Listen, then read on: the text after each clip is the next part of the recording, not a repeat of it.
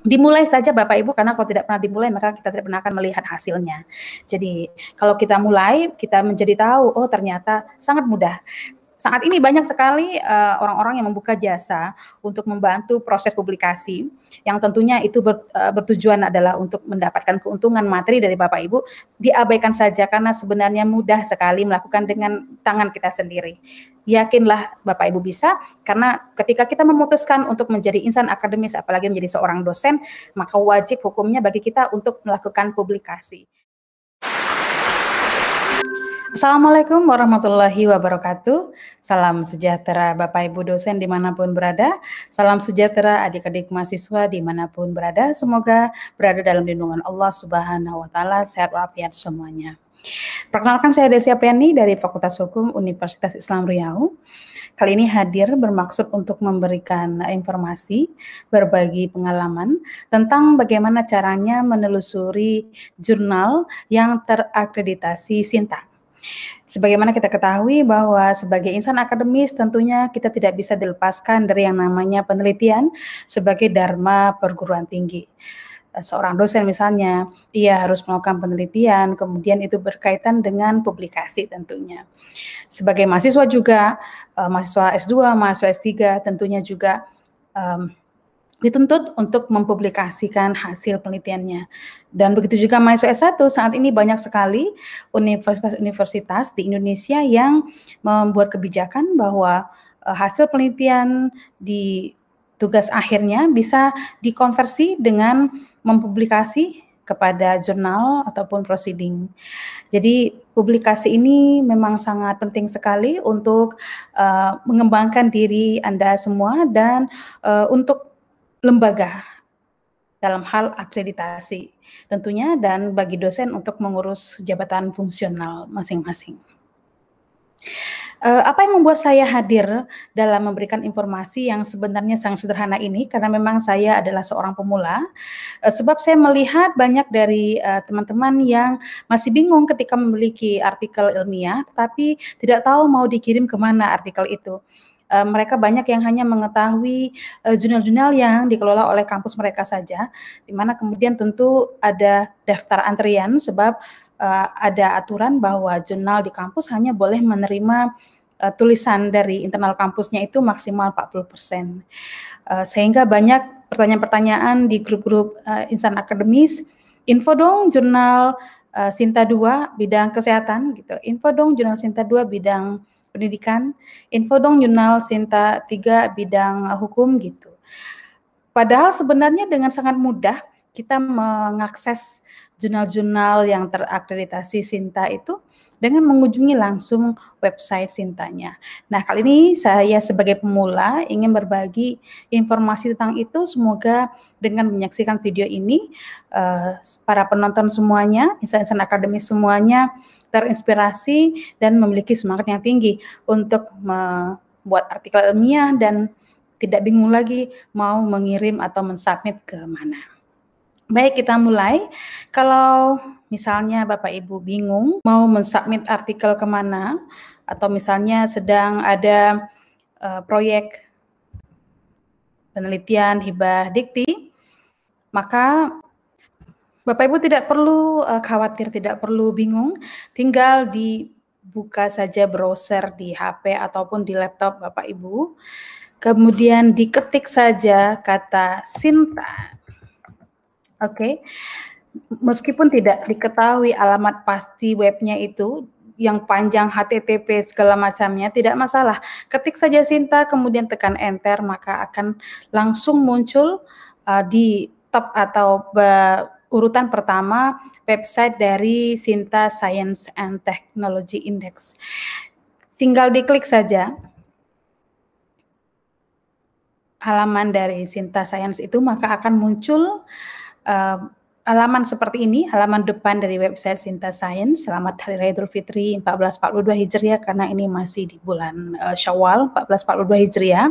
Nah, di sini ada banyak sekali informasi-informasi yang bisa digali.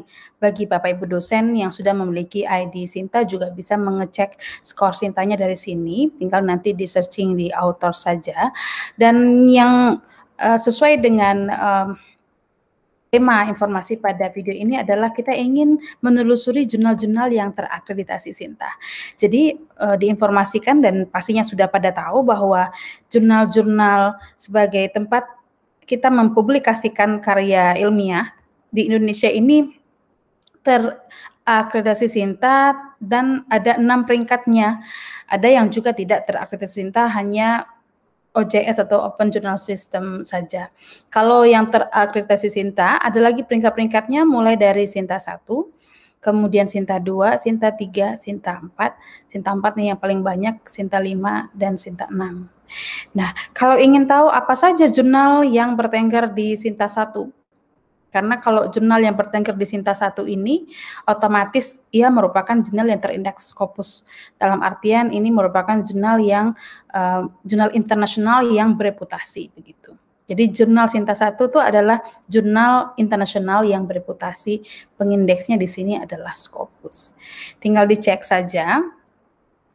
Maka akan terlihat di sini masih ada juga tulisan S1, S2, S3, S4, S5 sampai S6-nya, tapi yang besar itu adalah S1, itu menandakan bahwa halaman ini adalah halaman untuk daftar jurnal yang bertengger di Sinta 1. Ada 97 jurnal yang terindeks Sinta 1, yang terakreditasi Sinta 1. Untuk mengetahui jurnal apa saja bisa dicek ke bawah. Dicek ke bawah begini, kemudian nanti bisa ditekan tombol 2, 3 atau tombol next ini, atau bisa juga dilakukan dengan cara searching. Jadi di sini bisa diketik kata kunci tergantung bidang dari penelitian atau bidang ilmu Bapak Ibu. Kalau misalnya ingin tahu apakah ada jurnal Sinta 1 di Indonesia yang di bidang Bapak Ibu, misalnya kesehatan, tinggal ketik kesehatan. Kalau bidang pendidikan, tinggal ketik pendidikan. Karena saya bidang hukum, saya ketik bidang hukum, ada atau tidak. Oke, ternyata hasil penelusurannya ada 1 jurnal bidang hukum yang bertengger di Sinta 1, yaitu jurnal Samarah, ini jurnal Universitas Islam Negeri di Banda Aceh. Mungkin saja ada jurnal yang bidang hukum lainnya di Sinta 1 ini, tetapi mungkin dia tidak menggunakan kata kunci hukum gitu, namanya nama istilah lain yang tentu tidak bisa ditelusuri kalau kita hanya menggunakan kata kunci hukum. Tetapi penelusuran saya, ini memang satu-satunya jurnal di Sinta 1 yang bidangnya itu bidang hukum, terutama bidang hukum Islam. Baik, kalau kemudian ingin mengetahui apa saja jurnal-jurnal yang bertengger di Sinta 2, kemudian Sinta 3, Sinta 4, Sinta 5, sampai Sinta 6, caranya sama. Tinggal diklik-klik saja S2, S3, S4, S5 ini, maka langsung akan muncul daftar jurnal yang bertengger di peringkat Sinta yang dimaksud. Kalau misalnya juga Bapak Ibu ingin mengetahui Sinta berapa ya jurnal yang ada di kampusku, begitu gampang juga. Jadi coba-coba saja, misalnya coba dulu dari Sinta 6, kemudian nanti di search di sini kata kuncinya apa nama jurnal yang ada di kampus Bapak Ibu, kemudian diketik kata kuncinya, tekan browse ini. Kalau misalnya terdaftar di Sinta 6, maka akan muncul nanti namanya. Kalau tidak, maka tidak dikatakan nanti oleh browser tidak ada cocok pencariannya. Kalau tidak ada di Sinta 6, mungkin di Sinta 5 atau mungkin di Sinta 4, bahkan mungkin bisa jadi di Sinta 2 begitu. Oke, kali ini saya akan fokus membahas jurnal Sinta 2 karena dibilang banyak orang untuk mengirim artikel ke jurnal Sinta 2 ini sulit. Sehingga banyak orang yang mengurungkan niatnya untuk submit artikel ke jurnal Sinta 2. Sebab untuk ukuran jurnal nasional terakreditasi, maka yang paling tinggi itu di Sinta 2 untuk ukuran jurnal nasional, karena kalau Sinta 1 dia sudah internasional bereputasi. Apalagi untuk mengurus kepangkatan fungsional atau jabatan fungsional, terutama untuk jabatan lektor kepala, itu bagi yang sudah memiliki ijazah S3 atau program doktor, maka memiliki publikasi di jurnal Sinta II sebagai penulis pertama itu wajib hukumnya. Wajib hukumnya di sini tentu bukan dalam konteks agama ya, Bapak Ibu ya. Baik, kita coba cek jurnal Sinta II. Oke, ini dia hasil penelusurannya, ada 909 jurnal yang bertengger atau terakreditasi Sinta II. Dan ini seluruh disiplin ilmu. Kalau Bapak Ibu ingin mengetahui ada berapa atau apa-apa saja jurnal Sinta II sesuai dengan disiplin ilmu Bapak Ibu, tinggal dicari saja seperti tadi di kolom ini. Karena saya bidang hukum, saya ketik hukum. Oke, hasil penelusurannya ada 44 jurnal bidang hukum yang bertengger di Sinta II. Tetapi ini bukan berarti hanya 44, karena bisa jadi nama jurnalnya itu tidak menggunakan kata hukum. Bisa jadi menggunakan istilah-istilah di dunia hukum, misalnya ada jurnal konstitusi begitu, ada jurnal law reform dan lain sebagainya. Hanya saja tentu cara yang paling mudah untuk kita menelusurinya menggunakan kata yang lebih umum dipakai, yaitu kata hukum. Bisa saja Bapak Ibu menggunakan kata kunci lain, ilmu hukum misalnya, law misalnya, atau istilah-istilah hukum lainnya, karena banyak sekali jurnal-jurnal yang menggunakan istilah-istilah hukum, justisia misalnya, dan lain sebagainya. Oke, untuk jurnal-jurnal yang menggunakan kata hukum sebagai nama jurnalnya itu ternyata ada 44 hasil penelusurannya. Di antaranya itu ada refleksi hukum, jurnal ilmu hukum, kemudian jurnal pembangunan hukum Indonesia, jurnal ilmiah kebijakan hukum, jurnal responding, dan lain sebagainya. Tinggal dicek nanti satu-satu ke bawahnya. Nah, kalau misalnya sudah dilihat daftar-daftar jurnal ini dan ingin tahu seperti apa ketentuan-ketentuan yang diberlakukan oleh redaksi jurnal, tinggal diklik saja, kira-kira tertariknya yang mana begitu. Oh, mungkin tertarik dengan jurnal ilmiah kebijakan hukum. Oke, tinggal diklik, maka akan muncul halaman seperti ini. Kita akan bisa langsung dibawa ke website atau halaman utama jurnal yang bersangkutan kalau kita klik website ini. Klik di sini, maka kemudian kita akan dibawa ke halaman pertama website jurnal ilmiah kebijakan hukumnya. Ini dia. Nah, ciri khas dari website jurnal Sinta II itu seringkali sertifikat Sinta II-nya itu mereka pampangkan di website mereka, karena memang ini salah satu prestise satu jurnal bisa berada di peringkat Sinta II itu. Ini dia. Oke, lalu kemudian misalnya Bapak Ibu ingin tahu apakah artikel yang aku punya atau bidang penelitian yang sedang aku kerjakan ini cocok di submit atau dikirim ke jurnal ini atau tidak, maka Bapak Ibu tinggal mengecek di scope-nya. Oke, di sini ada tulisan scope, ada yang menulis dengan tulisan aim and scope, ada yang menulis dengan tulisan focus and scope. Tinggal diklik saja, maka kita akan informasikan jurnal ini menerima tulisan-tulisan bidang apa saja. Oke, tinggal dicek apakah sesuai dengan artikel yang sudah Bapak Ibu punya atau penelitian yang sedang Bapak Ibu kerjakan atau Bapak Ibu jalankan. Kalau tidak, mungkin bisa dicari ke jurnal-jurnal yang lain, karena tadi ada banyak sekali daftar jurnal yang bisa Bapak Ibu cek satu-satu untuk melihat apakah cocok atau tidak. Kalau misalnya cocok, kemudian Bapak Ibu ingin melihat berapa kali jurnal ini terbit, maka tinggal dicek publication frequency. Di situ kita akan bisa melihat bahwa jurnal ini terbit dalam 1 tahun pada bulan Maret, Juli, dan November. Berarti dia terbit 3 kali dalam setahun. Untuk informasi bagi Bapak Ibu juga bahwa sebaiknya pilihlah jurnal-jurnal yang frekuensi terbitnya dalam setahun itu banyak. Karena tentu dengan demikian potensi artikel Bapak Ibu yang dikirim ke jurnal itu diterimanya tentu akan lebih besar ketimbang jurnal-jurnal yang hanya punya 2 kali setahun frekuensi terbitnya. Oke, kemudian Bapak Ibu kalau sudah mengetahui berapa kali frekuensi terbitnya dalam setahun, kemudian bisa mencari lagi informasi tentang bagaimana ketentuan atau petunjuk-petunjuk bagi penulis. Kalau misalnya dia sudah memiliki bahan atau draftnya, maka Bapak Ibu bisa melihat di pedoman penulisan naskah ilmiahnya. Dan akan lebih mudah lagi kalau Bapak Ibu langsung mendownload template-nya.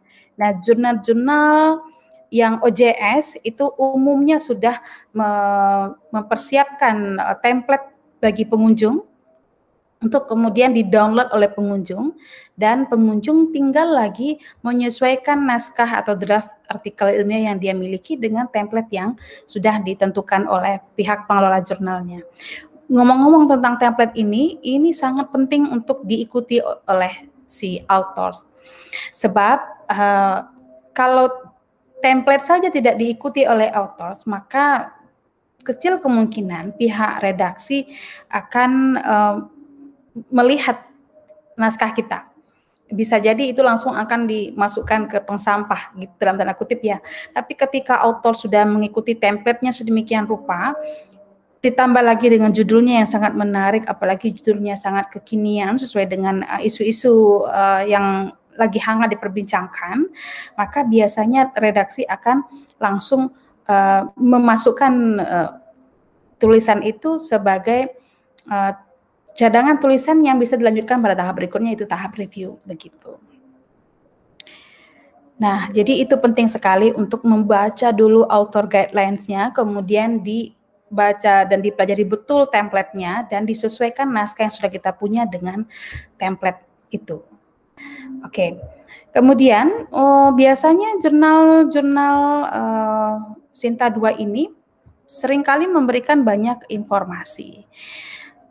Misalnya kita ketik saja di announcement-nya, misalnya di jurnal, ini adalah jurnal Kemenkumham ya, jadi jurnal ilmiah itu ada yang dikelola langsung oleh pihak kampus, baik prodi maupun tingkat pasca sarjana ataupun universitas, dan banyak juga jurnal-jurnal itu yang dikelola oleh lembaga-lembaga pemerintah seperti Kemenkumham, kemudian DPR RI, komisi-komisi begitu.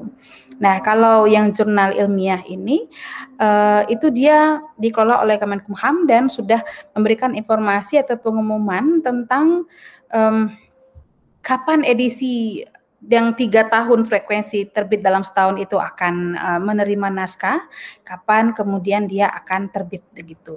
Nah, untuk edisi Maret 2021 itu sudah lewat waktunya ya, dan ini sudah terbit, bisa nanti dicek di atas.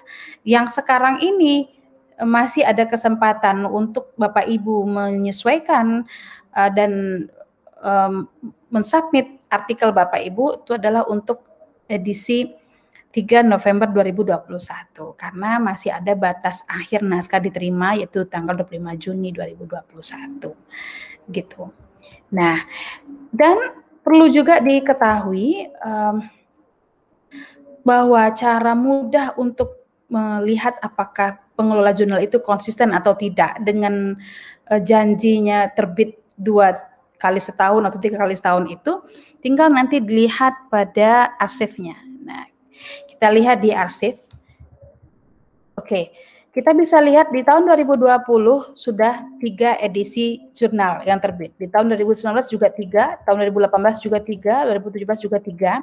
Nah, berarti ini menggambarkan semacam konsistensi dari pengelola jurnal bahwa memang dalam setahun mereka 3 kali terbit sebagaimana yang mereka sudah nyatakan tadi di ketentuan frekuensi terbit. Begitu. Nah, Bapak Ibu juga penting untuk mengecek atau menelusuri artikel-artikel yang sudah pernah terbit di jurnal ini, diklik 1 atau 2 atau 3, dengan Bapak Ibu mengklik, nanti Bapak Ibu akan terinspirasi dan bisa belajar juga dari artikel-artikel yang sudah diterbitkan oleh jurnal itu. Dan tips lagi ini, kalau misalnya Bapak Ibu berminat untuk mengirim artikel ke salah satu jurnal, upayakan Bapak Ibu mengutip minimal 1 dari artikel yang sudah diterbitkan oleh jurnal itu. Itu juga menjadi salah satu hal yang membuat artikel Bapak Ibu dilirik oleh tim redaksinya, begitu ya. Oke, kemudian perlu juga diketahui Bapak Ibu, apakah jurnal itu berbayar atau tidak? Jangan sampai nanti ketika kita tidak detail melihat informasi, ternyata sudah sampai pada tahap review, jurnal itu berbayar. Iya, kalau misalnya Bapak Ibu sudah berdamai dengan hal itu. Nah, kalau tidak itu sangat akan merugikan. Sudah mau sampai di tahap finish, tapi kemudian terkendala dengan biaya. Kalau di kampus-kampus tertentu memang untuk biaya ini ada yang di-cover oleh perguruan tingginya. Kalau di tempat-tempat yang lain banyak yang tidak di-cover gitu. Nah, itu perlu diketahui dari announcement-nya. Hanya saja pengalaman saya yang belum banyak, kalau kita mengirim jurnal ke jurnal yang dikelola oleh lembaga pemerintah, itu umumnya mereka justru membayar kita. Seperti pengalaman saya di Jurnal Legislasi Indonesia, saya justru mendapatkan bayaran dari pengelola jurnal, pada saat itu mendapatkan 1.500.000 karena saat itu saat COVID. Padahal katanya kalau tidak di masa COVID, naskah kita itu akan dihargai 200.000 per lembar dengan maksimal jumlah lembarannya tuh 20. Tapi kalau kita mengirim artikel ke jurnal yang dikelola oleh kampus, terutama Jurnal Sinta 2, itu banyak yang justru berbayar. Ada yang memang memberitahu dari awal di websitenya bahwasanya mereka akan meminta bayaran kalau artikelnya itu sudah dinyatakan accepted atau diterima. Oh ya, jangan salah paham bahwa pembayaran di sini bukan ketika Bapak Ibu ingin mensubmit atau mengirim artikelnya, tapi ketika artikel Bapak Ibu sudah melalui review dan sudah dinyatakan diterima gitu, baru nanti ada pembayaran. Ada yang memang menyebutkan dan mengumumkan secara terbuka di website pembayaran itu, ada yang tidak. Nah, ini memang perlu nanti ditelusuri atau mungkin bisa ditanya langsung, karena di website-website itu selalu ada nomor dari pengelola jurnalnya. Seperti di sini ada, tinggal diklik contact us. Di sini akan ada email ataupun telepon, nomor telepon dari redaksi yang bisa kita hubungin langsung untuk mengetahui tentang pembiayaan tadi. Saya contohkan jurnal yang langsung memberitahu tentang kewajiban membayar. Salah satunya adalah Jurnal Refleksi Hukum yang bertengkar di peringkat 1 untuk level Sinta 2. Di Jurnal Refleksi Hukum ini kita menuju ke websitenya terlebih dahulu. Di Jurnal Refleksi Hukum ini itu pengelola jurnalnya langsung dengan terang-terangan menginformasikan bahwa artikel yang dinyatakan diterima dan akan diterbitkan oleh pengelola jurnal itu akan diminta kontribusi begitu. Kita bisa lihatnya di publication ethics, di publication ethics. Oke, nah ini dia.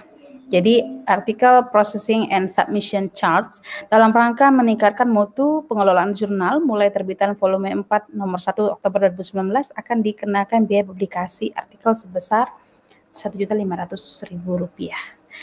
Jadi untuk diketahui bahwa ada pengelola jurnal yang memang dengan terang-terangan menyebutkan bayarannya berapa, ada yang tidak. Untuk mengetahui kepastiannya bisa dikunjungi kontak us tadi.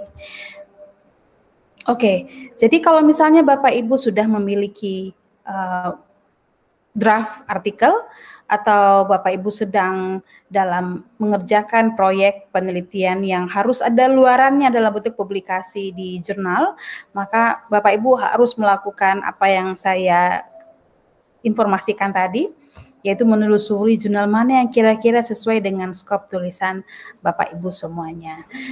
Saya ucapkan selamat mencoba. Di video berikutnya kita akan sharing kembali bagaimana caranya registrasi, kemudian login dan mengirim artikel atau draft artikel ilmiah kita ke jurnal yang dimaksud. Terima kasih Bapak Ibu, semoga video ini memberikan informasi, tidak ada maksud menggurui tapi hanya dalam rangka berbagi pengalaman saja sebagai pemula yang juga tujuannya ini informasi untuk pemula. Dimulai saja Bapak Ibu, karena kalau tidak pernah dimulai maka kita tidak pernah akan melihat hasilnya. Jadi kalau kita mulai, kita menjadi tahu, oh ternyata sangat mudah. Saat ini banyak sekali orang-orang yang membuka jasa untuk membantu proses publikasi, yang tentunya itu bertujuan adalah untuk mendapatkan keuntungan materi dari Bapak Ibu, diabaikan saja karena sebenarnya mudah sekali melakukan dengan tangan kita sendiri. Yakinlah Bapak Ibu bisa, karena ketika kita memutuskan untuk menjadi insan akademis, apalagi menjadi seorang dosen, maka wajib hukumnya bagi kita untuk melakukan publikasi. Karena kalau tidak, maka itu hanya akan menjadi masalah bagi lembaga tempat kita bernaung. Demikian Bapak Ibu, mohon maaf atas segala kesalahan. Kita berjumpa lagi pada video berikutnya. Terima kasih telah bergabung. Assalamualaikum warahmatullahi wabarakatuh.